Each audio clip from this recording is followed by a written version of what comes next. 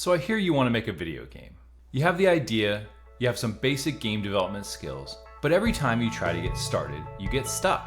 You tried putting together a team, but it kind of fizzled out after a bit. You tried doing it yourself, but you never really seemed to make progress. You need production. Yay! If I was going to plan a road trip from New York to Los Angeles, it would be foolish for me to just jump in my car and start driving.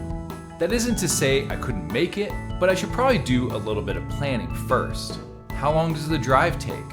What are the best stopping points? Do I have enough money to pay for the trip? Do I need to take time off work? The list goes on, and the more questions we answer before we leave, the better chance we have of being successful on our journey.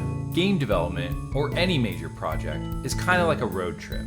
It is important to ensure you have all of the pieces in place before you start the journey, and that you constantly manage the project every step of the way. In this course, I hope to teach you some tips and tricks to becoming a game producer, so you can start managing your projects more effectively. Let's get started.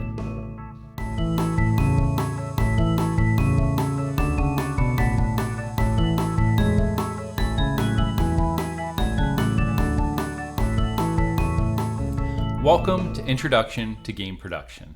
I'm Jim. Throughout this course, I'll be giving you some of the insights into the world of game production. And the goal of this course is to help build your toolbox into becoming a game producer. So if you're new to the world of game dev, you may be asking yourself, what is a producer? The producer's job is to manage the game's production from concept to launch, and to ensure the game is released on time and within budget. So in a lot of ways, it's like a project manager, but there's quite a bit more that goes into it. These are some common producer skill sets, and project management, as you can see, is one of them. You'll also work with team coordination, resource management, quality control, which is making sure that your game meets the quality standards set forth, risk management, stakeholder communication, vision and directing, and in some cases, you may even be doing some marketing and release planning. Now, in software development, projects are usually broken down into phases, and game development is no different. And these are some common phases that are used in the world of game development. So the first phase being planning, which is what are we making? The second phase being requirements, which is what do we need to make the game?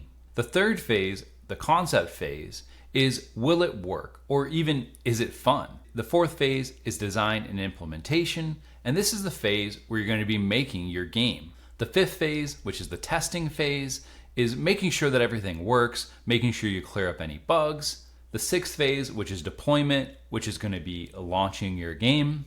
The seventh phase, being the maintenance phase, is keeping it working. And the final phase, which is evaluation, which is a time to regroup and figure out what did we learn and how can we do it better next time. Now, your team may manage things differently. This is typically how I like to break down my projects. You may notice in your team that the first two phases are lumped together, and this is just called the planning phase, and you don't break out a different requirements phase. I'll discuss this in this course of why I'm breaking them out into two distinct phases, but you may notice that your team does things a little bit differently.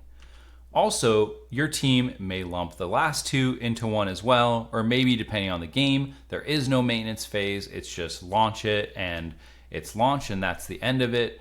But you may only have a 6 phase or 7 phases. It really just depends on your company or your team's makeup. But these are the phases that I like to use for my games, and this is what we'll be using throughout this course.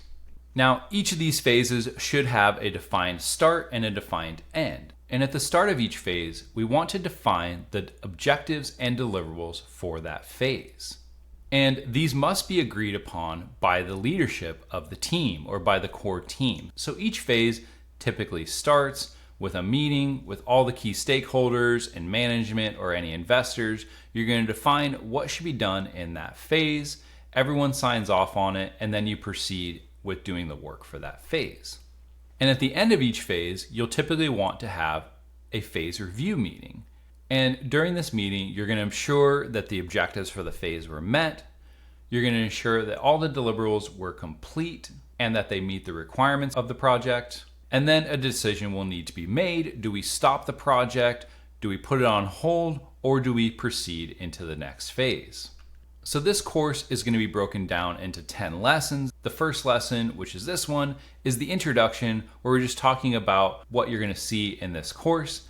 Then we'll have a lesson for each of the phases. We'll talk about what are the things that you should be looking for in that phase, what are the requirements, how do you start the phase, and how do you end the phase.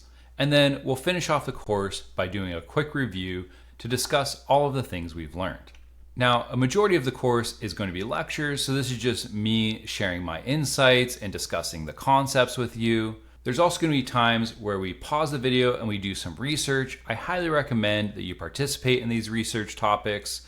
Taking that time to stop and go do your own individual learning is really going to help hammer down these principles and really make sure that you're retaining them. There's also going to be some activities, which is going to be guided tasks that we'll work through together.